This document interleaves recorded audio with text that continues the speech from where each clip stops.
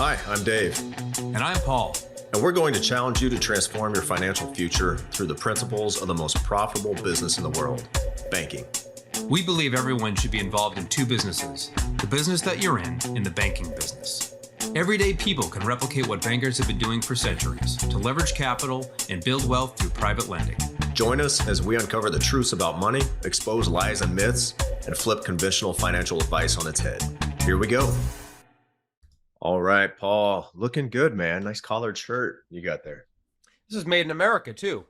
Yeah, good. AllAmericanClothing.com. I think I bought it years ago. And AllAmericanClothing.com. Okay, I'll check it out. There's a really fun, I forgot the name of it, but they make those America shirts, like, one that says World War, back-to-back champions. World War champs. Yeah, Yeah. that's a good one.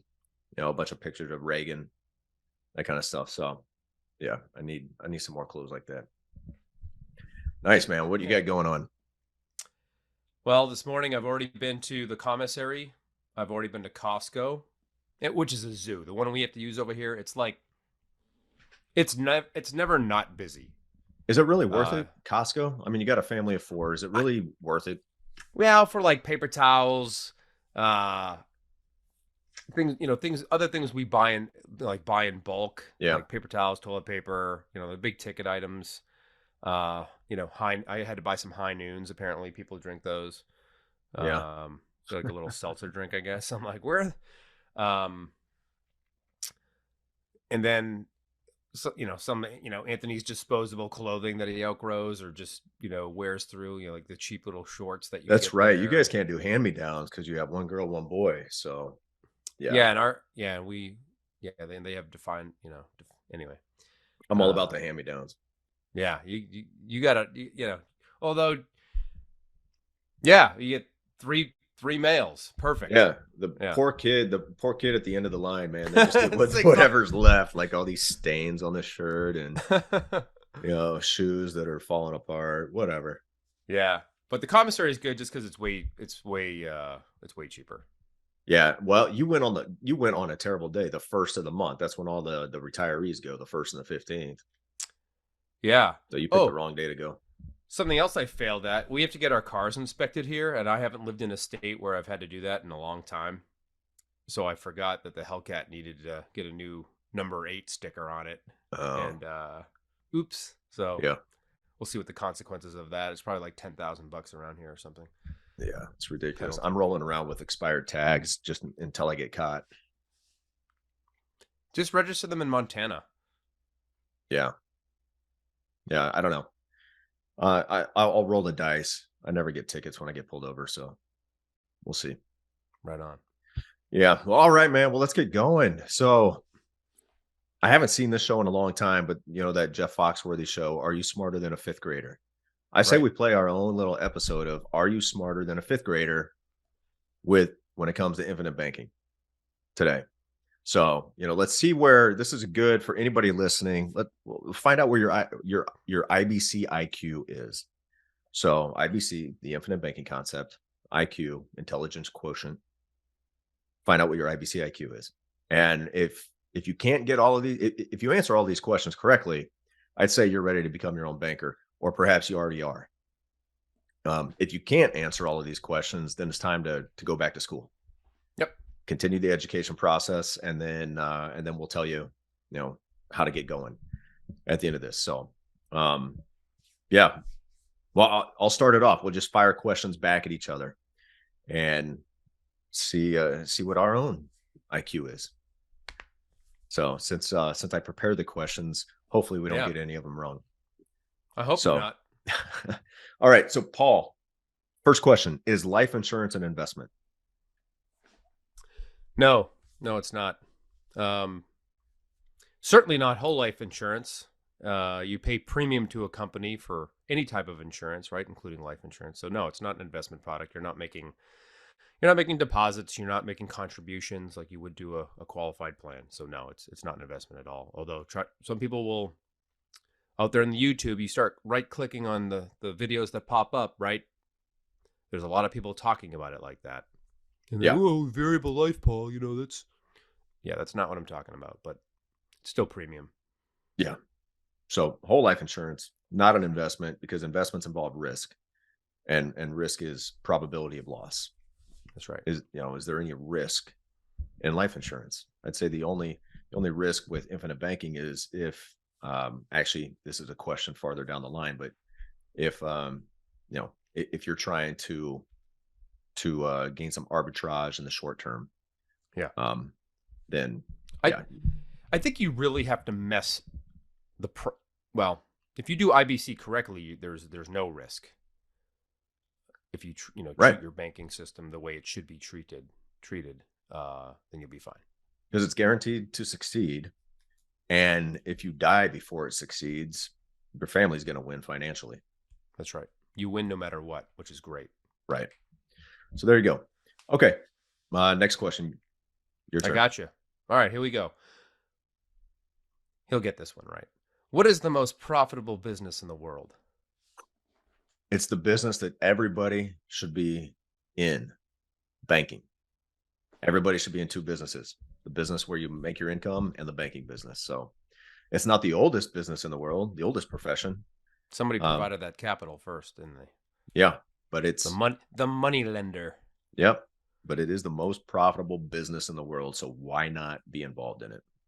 Yep. So for new listeners, maybe what Dave's talking about is you could have a job. It could be a W-2 job, a 1099 job. You could be a business owner. Doesn't matter. You're doing what you're doing. The other thing that you should be doing is banking. Absolutely. And everybody can do it. That's right. All right, Paul, does IBC focus on rates of return? No. Again, Nelson explains to us in the book very early that this, in fact, I think it's on page 3, that the infinite banking concept is a process. It is not about rates of return. It is about how one finances the things of life. I think that might Absolutely. be the direct quote, but and what Nelson's talking about is certainly could include financing your investments. You mentioned arbitrage earlier, and we certainly take advantage of arbitrage, right, with life insurance, whole life insurance. So, but it's major purchases. It could be there's cars, there's automobile financing examples in the book. There's college, ways to finance college. There's ways to finance anything you want. Eventually, mortgages, right? Meet your family's needs, and then eventually meet other people's needs, right? And that's where the investment stuff kind of comes in. Right. Yep. And you answered a couple other questions Oh, that I oops. was going to ask. So kudos. But yeah, definitely not about rates of return. I like to focus on getting multiple rates of return because if I can leverage every dollar in two places at the same time, I'm getting returns in multiple places. So Yeah, I've been trying to dumb this down to people and just make them realize this is not an investment, and it's simply where my money, where my capital, my liquidity resides. right, Yours happens to reside in a savings account or maybe a money market account or something. right, Mine happens to reside over here. The money can go do the same things, right? But the place where my capital originates from is far superior. or And you have to maybe your money realize, resides in your home equity because you're paying a 15-year mortgage or you're paying extra on your mortgage, or maybe it resides in your qualified plans. Your money resides somewhere, but but how I'm much saving so control? much interest. Yeah, how much control do you have over that money wherever it is? That's really the bottom line. That's right. And we just talked about that on a recent episode, real world example of someone that we know that just got a ton of equity, but didn't tap it when they could have, and now is in a bind. Yeah. All right. So, and you mentioned Nelson's book. So Nelson Nash, the Becoming Your Own Banker. So we will have from now on, I think we're just going to put that in the show notes. That'll be right at the top of the show notes. If you need a copy of that, click that link and order the copy. Um, all right. So I'll get you on the next one here. Okay. So we already talked about, let's say, this is a fill in the blank. All right. So, Dave, fill in the blank. And they're both P words. Banking is a Process. blank. Okay. Whole life insurance is a fill in the blank. Product. Correct. Yep. There's confusion in that sometimes, isn't there? Right. Right. People A lot of time. mistake IBC with whole life insurance that, hey, this is all about whole life insurance. No, we're teaching you the process of banking. It's a concept. And it describes the process of banking that you can do with many different things. You can do that with money market account, CDs, Sure. stocks, Yep. asset loans on stocks, whatever it may be. Yep. Um, And you need a product. Nelson, At the end of the day, you need a product to perform that process. and Nelson provides a couple of examples when he talks about, automobile financing. Yeah. And the CD method is the second best method. I think cash is the third best, right? Or I don't know if it's even a way to say third best, but the best way is IBC, right? Not the worst. Yeah. Yeah. Yeah. Absolutely. There's worst ways, like leasing. Yeah. That's the worst way. Yeah. So, all right. All Yeah, right. you got it right. Good. So, Paul, does IBC require short range or long range thinking? Yeah, definitely long range thinking. You have to, I always use this with my folks, is you have to have the ability to think beyond next week. And I think generationally, our generation is maybe the last generation, because our parents were like sort of like this, right? They thought about retirement. It was something on their mind because a lot of them had pensions. Of course, now pensions have largely dried up, but I think this new generation is kind of, they just want, I've got instant access to information on my phone. I want it now. It's my money and I want it now, right? And sometimes also with long-term thinking, though, I think you have to think generationally. You have to, and that doesn't mean necessarily that you have, maybe you don't have children, but think of a favorite charity, or maybe you have a nephew or a niece that you'd like to see, like to help out eventually, right? There's something that you can think of down the road, I think. Right. But ultimately, it doesn't matter because you're trying to control the banking function anyway, just using this product that happens to be whole life insurance. So it doesn't really matter, but yes, it's a long-term mindset. Yep. And as long as you're thinking long range, you can't lose. That's right. And these companies think long range, don't they? They're not like a hedge fund or, brokerage that's trying to make, or a day trader, right? This is an extreme example of trying to make as much as they can right now and tomorrow. And it's they take a long-term approach so that they can meet their obligations 30, 40, 50 years down the road, 100 years, 100 years down the road. So yeah. Right on. Okay. Oh, this is a good one. And this is how you really know if someone's read the book, and if they did read it, they remember this, because it's a pretty big piece of the book, is the grocery store example. But what does don't steal the peas mean, Dave?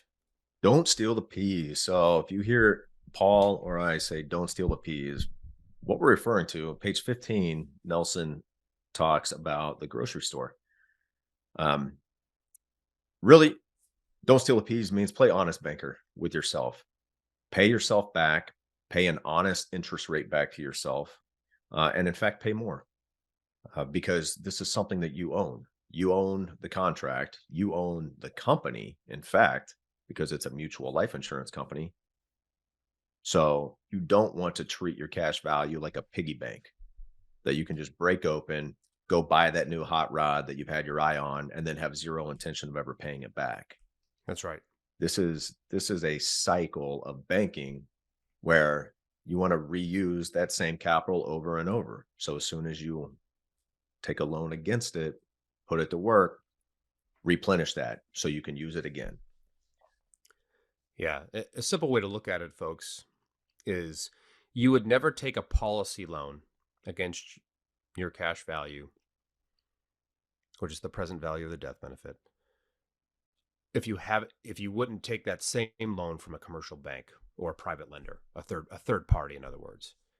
So if you wouldn't take a loan from a bank, you shouldn't be taking a loan from your policy, against your policy. Yeah, this is very funny, because in the example of the grocery store, What's happening is the grocery store owner is a man. His wife comes in to do the grocery shopping, and instead of going out the front door and paying at the cash register with cash out of her pocket, she takes all the groceries out the back door and doesn't pay for them. That's So right. essentially, oh, well, we own the business, so we should be able to take everything we want from the business because we already paid for it, right? They paid cost, but what's happening when she takes a can of peas, it's going to take how many the can of peas, the It markup is maybe like 3 cents. Yeah, it wasn't much, and I think you had to turn it 15 times to break even, Yep. turn it 17 times and you're profitable, turn it, I think, 19 or 20 times and you can retire early, I think is what he says in the book, something like Right. that. So if you take a can of peas out the back door, you you have to sell a certain number of cans just to make up for that one that you took out the back door. So That's you're right. hurting your own business. This is a funny example. I know a guy who he and his wife own a coffee shop, and we went to get coffee, and I went up and I paid for both of our coffees, and later on he was like, "Hey, did you pay for my coffee?" I was like, "Yeah, of course. I didn't ask for a discount just because I'm with you." And he's like, "Well, what's the point of owning a coffee shop if I can't get free coffee?" And I was like, he's stealing the peas. He's Yep. stealing the peas, man. And this is the way most business owners operate, I'm convinced. And Nelson brings up a point about human behavior is that your employees are going to see your wife doing that. Yes. And it's like, hey, I'm gonna take a can of peas too. Right. In fact, I'm gonna take a can of LeSueur baby peas, which are awesome. Most people don't like I'll peas. take your word for it. Those are the ones I ate as a kid. I always liked them. With a lot of butter. But anyway, your employee, human behavior is going to be a factor, and now everyone's taking a can of peas and going out the back door. Exactly. Yeah. You're not going to be able to do that without the employees seeing, and then they're going to feel entitled to do the same. Yep. And I almost feel like the analogy is, my children are abusing their infinite banking systems, when they're young adults, they're taking policy loans. Oh, I'm going to go to Cabo and, whatever, Yeah. and not pay back the loan. And of course I'm going to see that or you're going to see it because you're actually the agent on that policy. Like, hey, Yeah. Anthony's not repaying his policy loans. I'm like, I Yeah. knew it. Yep. All Yeah. right. So we could go on, but get the book, read page 15. That story is there. And then if you don't understand it, read it again. And like Nelson says, if that person refuses to realize that they're stealing the peas, then you just cut ties with them and stop working with them altogether. It's kind of how he put it, because That's they're right. not playing honest banker. So, Correct. Yep. okay, Paul, quick answer. According to Nelson Nash, how much interest does the typical American pay out of every dollar they earn? So over a lifetime, 34.5 cents of disposable income is paid to interest to somebody else's bank. And when I Ouch. say bank, I mean finance charges to a car, your mortgage servicer. Doesn't matter, right? It's 34.5 cents. Ouch. And the majority of that is really in the mortgage. No question. Yeah. Yeah. Mortgage. And then, closing costs, the refinance every 5 years Oh when my they gosh. move. Yeah. Right. And it's really believable. It's really, Hmm. Nelson put some, he didn't put all the detail in there, but he studied the average American man in order to spit that number out. And Yep. it's atrocious. And then he Yep. points out that everyone's focused on getting, a great rate of return on the 5 to 10%. He used 10% to be generous of the Yeah. money that they're saving, right? And then So ignore the ignore the money that's 34 going and a half out cents. Right. that they'll never be able to recapture. So infinite Right. banking helps you recapture that interest. That's right. Okay, next. All right. This is a good one. This is about fractional reserve banking, folks. If you don't know what that is, Google that. You just You know, asked you just asked the follow-up question to this. Now they know the answer. oh, well, I'm not reading ahead here. All right, fine, go. Okay. I'm so good. If you deposit $1,000 at a bank, how much new money is created from that? Believe it or not, you deposit $1,000, the banking system can create $10,000 of new money from that $1,000 you deposit. Yeah. And that's just the first round, isn't it, Dave? Like you deposit into USAA and now they can But Now yeah, it's so 10,000. now if you But yeah, no bank is going to probably do that, right? But it's going to happen over the course of the bank has 1,000. Well, they're going to loan out, they're going to keep 100, 10% using, let's just use round numbers. Like there's an actual reserve amount of yep, 10%. They have to keep $100 on in the bank. They loan yep, out 900 to you, Paul. You take that 900, you you go buy something that goes into somebody else's bank, right? So now they have 900. They're going to keep $90 on deposit and lend out $810. right. You do this multiple times, at the end of the cycle, that's $10,000 of brand new money created out of thin air from your $1,000. And that, ladies and gentlemen, is inflation. That is inflation. And that's why we're in the mess we're in. One of the reasons we're in the mess we're in. And that's also, like Paul already said, this type of banking is called fractional reserve banking. If you want to learn more about this, we'll put this book in the show notes, as well as How Privatized Banking Really Works by Carlos Laura and Robert Murphy. Was Nelson a contributor as well? I think Laura I'm not Murphy sure if are the he one are might the have been a names on contributor on that, but the book. yeah, that's a great book. And I've actually had one specific client that said that, Paul, I wish that was the first book I read actually, because it was really because it touches upon. I mean, that's the problem is the problem, and the problem is kind of multifaceted. It is multifaceted, but part of the problem, a big part of it, is fractional reserve banking. Well, and the bigger part of the problem is the public's unawareness of what in the world fractional reserve banking is and what Don't banks even are know. actually doing. Yeah. That's the biggest problem. And if you're really a nerd, you should read The Creature from Jekyll Island, which Yeah. is 600 pages. But oh Or my listen to goodness, it. It's only like 24 hours on audiobook. yeah, it's a long book. Yeah. Shorter than Atlas Shrugged, though. Yeah. I All had right, so to we already my answered that. library, uh, renew that book like 4 times Yeah, with the library to finish it. she's pretty long winded. Yeah. Um, okay, so we already answered so it's fractional reserve banking. All right, here we go.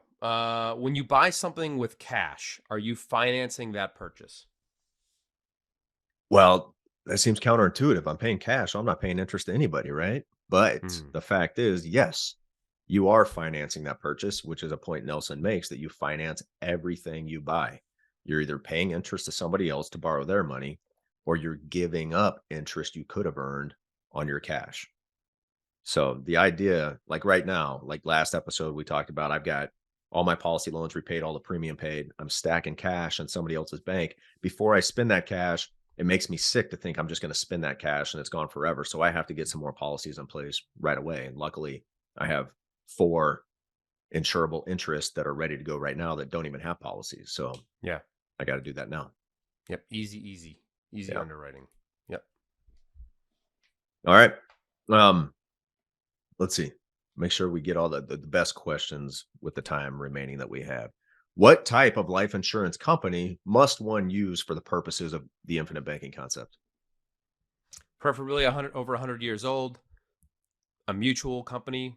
Mutuals, reminder, folks, are owned by the policy holders, right? Policy owners. Yep. We partly own the company, which is why we receive the divisible surplus known as the dividend every Yeah. year. Okay. Great. So the big one I wanted to highlight there is mutual companies versus Mhm. stock. Not a stock company, got to be a mutual company because then you get the dividends. So speaking of dividends, Paul, what are dividends? Well, the IRS characterizes them as a return of excess premium, which is a good thing, right? Right. If you listen to some financial entertainers, they're saying, "Oh, they're just giving you back because they overcharged you the premium." I was like, "Oh my goodness, my dude, like you're killing me." Yeah. Anyway, so yeah, it's a return of excess premium, and we use it for IBC. The way it's structured is it goes into a paid up additions rider. It goes into PUA, so it purchases a little bit more life insurance that's bought and paid for, no more premium required, and that gets added on top of the policy, right? So your policy grows with you over every single year, and it also adds to your cash value as well. Correct. Good. And there's And no tax. are dividends guaranteed? Dividends are not guaranteed. However, the mutuals have had a stellar history of paying them. Some of them upwards of 120, 130 years of without missing a beat. Right. So profitable every single year, Yep. basically since existence, almost you could Yep. say. Awesome. All right. Next one. How about this cash value question? This is a good one. If the cash value grows tax deferred, how then are you able to access it tax free, Dave? So it is a fact the cash value, the growth on your cash value is tax deferred. So anything above and beyond your basis or what you've paid into the policy over your lifetime, any cash value above that amount is technically tax deferred. However, when you use it like a banker and you don't pull your cash value out or pull your equity out permanently, instead, you take loans from the insurance company, leveraging your cash value, essentially collateralizing it. Um, then you get to access that growth completely tax free because loans are not taxable. Just like when you go to a bank, you ask for a loan. Have you ever been taxed on a loan you took from a bank? No, because it's a loan. That's right. It's classified as a loan. The difference between taking a loan from the bank and from the insurance company is is vast. But with the insurance company, you are 100% in charge of that loan repayment. And in fact, you may never have to pay that loan back for the rest of your life if you choose not to. There's some caveats to that, but that's in general, whether you pay it back or not, it doesn't matter to the insurance company. So there you Perfect. go. Spot on. All right, let's burn through some of these laws and rules that Nelson talks about in the book. What is Parkinson's law? Well, it's kind of a collection of Right, different things. Like one of them that I like is and I always think of the government. Um, Work expands to the time envelope allowed, right? right, So if I give you 30 days to do something, human behavior psychology is going to, tell me that he's probably going to take the full 30 days to do it. Hey, better paint my believe it. house. Yep, 30 days. So, a luxury, once enjoyed is, one you can't live without. And then I think he brings up that, having air conditioners in your car, I think. Could right. you Yeah, you imagine not definitely can't having go it? without that now. Oh, Yeah, or in your house, even up in Minnesota. I mean, it's been hot there this year, yep, right? yep. Um, so things that's basically Parkinson's law. Now, He ties it to several different things, but those are the now, two that and we talk about. financially, how about financially regarding like income and expenses? Oh yeah, yeah, that's right. Yeah, as your income goes up, so do your expenses because you just keep buying more, more luxuries. Like, oh, I need Netflix and Hulu Right. and YouTube TV and NFL season ticket and whatever else. Yeah. And that's why people continue to make more money, yet never seem to get ahead because they haven't conquered Parkinson's law, Yeah, where because expenses rise to meet your income. that's right. So you got to conquer Parkinson's law if you want to become your own banker and you want to be successful financially. Right. If IBC is not for people who aren't saving money Yep. and develop that behavior, and then you can do IBC. But you cannot do IBC is not a it's it's not going to fix that problem, I guess, just to Yeah. put it simply. Right. Okay. What Ooh, this about one's Willie what's Willie Sutton. Willie Sutton? What's Willie Sutton's law? Well, Willie Sutton, if you don't know, folks, was a very famous bank robber, and I actually heard a reference to him not too long ago, and I was Really like, "Hey, Willie Sutton." cool. Um, Willie Sutton famously said, they asked him, "Why do you rob banks?" And he's like, "Well, that's where the money is." Yeah. Duh. Yeah. So So wherever the money is, somebody will try to come in and take it. that's And right, that and I somebody think is typically IRS. the Yep. government. Right. Lawsuits, IRS is the biggest one. Obviously, the biggest one is the IRS, of course. So, and infinite banking protects you through the product of whole life insurance by uh, essentially it's protected from the IRS, protected from creditors, protected from bankruptcy in many Yep, states, not all states. So there's a lot of protection that comes with that. that's right. Yeah. How about the golden rule, as Nelson was the context he had in the book? That's a good Yes, one the too. golden rule. He who has the gold makes the rules. That's right. So all you got to do is follow the money back through history, and you'll see who are the real lawmakers in any country. It's the people who hold the money, not the actual politicians. That's right. And one of our favorite sayings is, hey, the banker can do what he wants. That's right. Yeah, James always says that. I like that. Yeah, we stole it from James. Yep. Yeah. The banker So can do whatever he wants. yeah, if you hold the gold, you get to make the rules. Like Paul and I make the rules when we lend out our capital as But private lenders. We make the rules. Take it or don't be leave like it. First National Midland or whatever the name of the bank was out there. Yeah, They stole the peas and big time. big time. Yeah. Yep. And the depositors got left holding the bag. Yep. All right. Paul, since infinite banking uses life insurance, shouldn't we treat this like any other kind of insurance where we want the most death benefit possible and pay the least amount of premium possible? Yeah, it seems logical, doesn't it? That's why people buy term. Yeah. Is they're buying pure death benefit. It's cheap.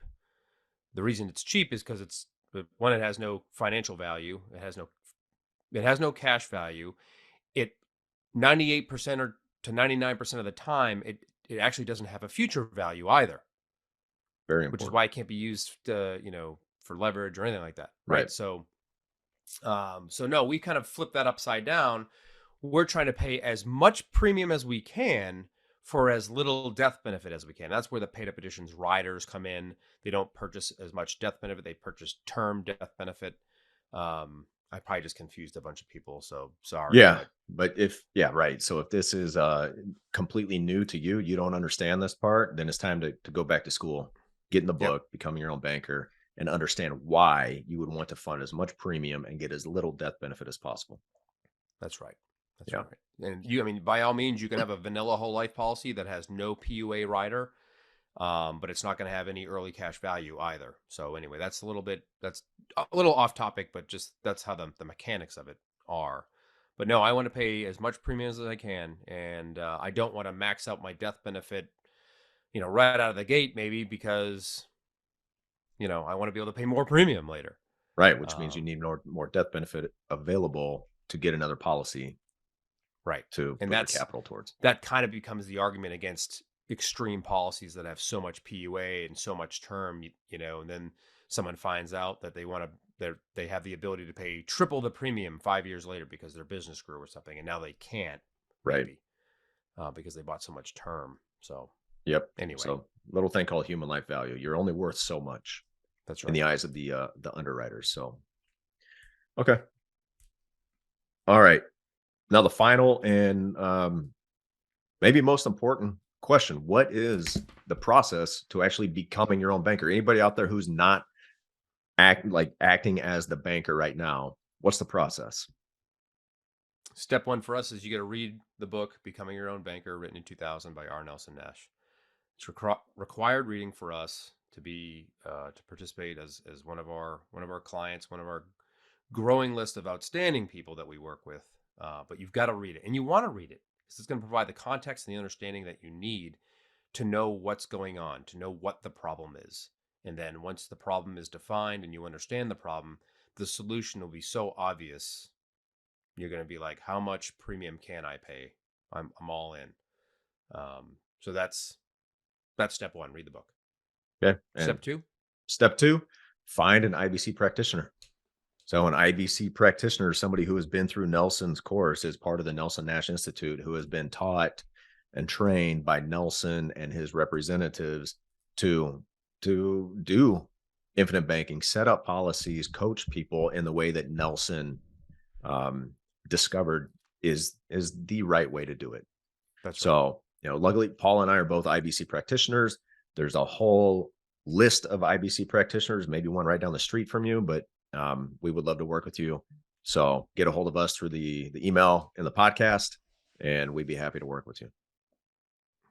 Yep. And you never know. He could be literally right around the corner. Like Dave and I's newest client lives in my neighborhood. Yeah, no kidding. Yep. Right around the corner. Yeah, that's funny. Which is and so found funny. us through the podcast. So, yep. Yeah. So there you go. Well, all right, everybody. Hopefully you're smarter than a fifth grader when it comes to IBC. If not, go back to school, get learned, and then get a hold of us. That's right. All right. Well, Hey, enjoy the week. And until next time, control your capital. Or somebody else will. Hey, thanks for listening, everybody. If you'd like to have a conversation with us to see how you can become your own banker, or if you have any questions or topics you'd like us to tackle in a future episode, please send us an email to davidandpaul@theibcguys.com. And subscribe and leave us a review if you're on Apple. Follow and leave us a 5-star review if you're on Spotify. And please share this with your friends. We'll see you next week.